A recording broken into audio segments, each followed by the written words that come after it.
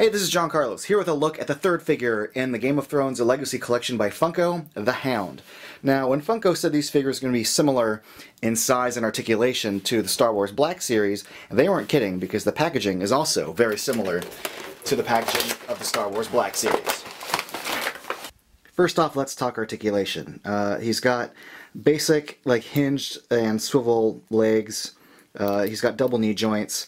Everything seems to work out fine except for a few things which I'll get to. There's not a lot of detailing to the way his inner legs are sculpted. You can kind of see the leg joint, but these flaps cover that up.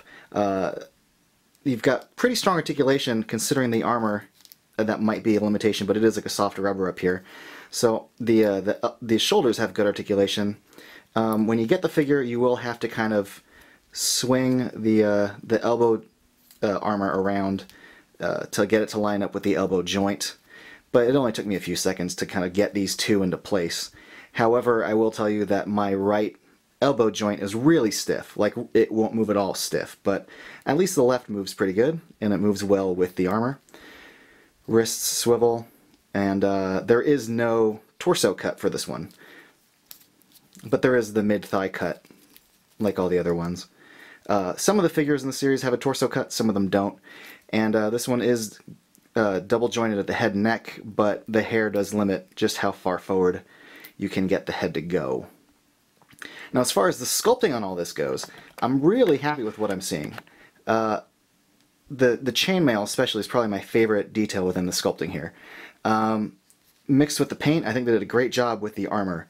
If you look at it, I'm just really surprised for a 6-inch figure, especially right out of the gate with this company. The use of two different grays really does create a pretty metallic look for this, especially on the boots, which is kind of a contrast with the pants, which are just like a basic paint.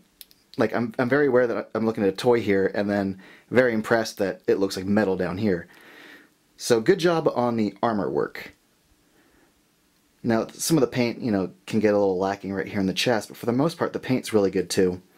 This strap is sculpted on, it's not a separate piece. But for the most part, the paint and the sculpting on this I'm really happy with, until you get to the head. The sculpting's pretty good. You look at it and you could see like the sculpt of the Hound in there, but the paint's kind of messy.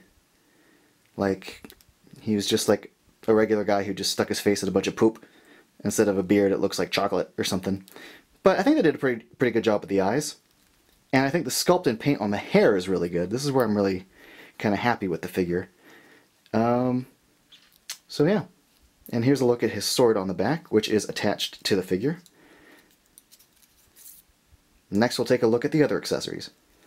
Here's a look at the Hound's helmet, and even though it's made of like a soft rubbery material, it's got a hinge to it, so that's pretty cool. And considering how soft it is, I'm really impressed with the quality of paint on here. Did not expect something this soft and rubbery to read like metal. Also included here is another sword, and I kind of like the paint on the scabbard. Sword itself looks pretty cool, and I will now show you how it all attaches to the figure itself. That should just slide in pretty easily, and it does. And you kind of have to wiggle the helmet on a little bit, but it does pop on pretty easily.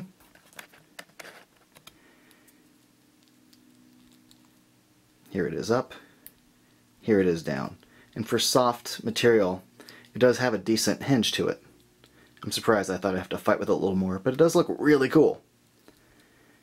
Now, regarding the fists, the index finger and thumbs are touching. I think they're either sculpted that way, or maybe just the paint has kind of fused them together, but I cannot separate the thumb from the rest of the fingers.